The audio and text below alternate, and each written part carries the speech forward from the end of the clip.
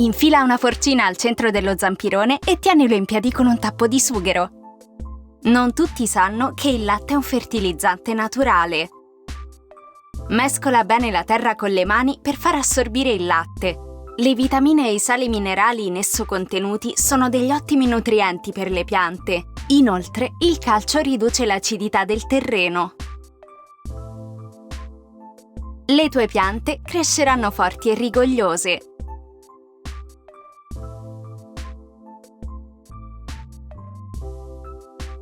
Riempi un vassoio d'acqua e immergi i vasi all'interno. Annaffiare le piante non sarà mai stato così facile e veloce.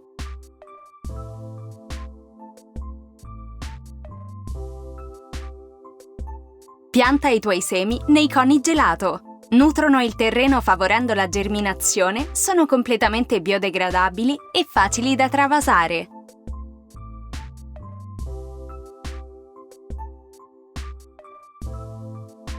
Incastra una calza in un vaso e riempila con dell'argilla espansa.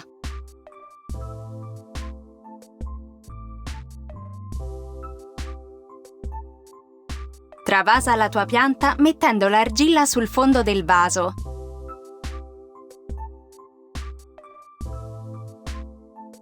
L'argilla drenerà l'acqua in eccesso. Il cactus sta crescendo storto? Posiziona degli stecchini di legno in questo modo e stringili insieme.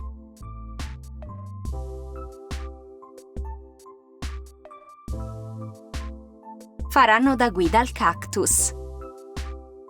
Non sai come far galleggiare la pianta? Usa delle forcine per capelli per tenerla ferma. Un'ottima soluzione fai da te.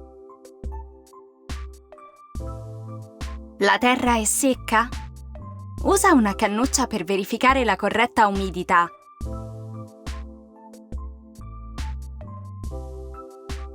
Così è perfetta. Vediamo come coltivare le arance in casa.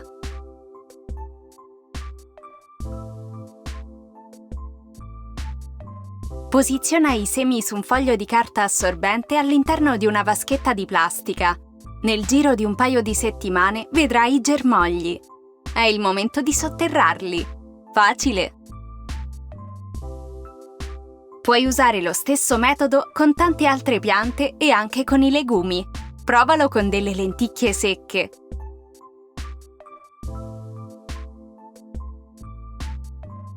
I germogli sono commestibili, ottimi nell'insalata.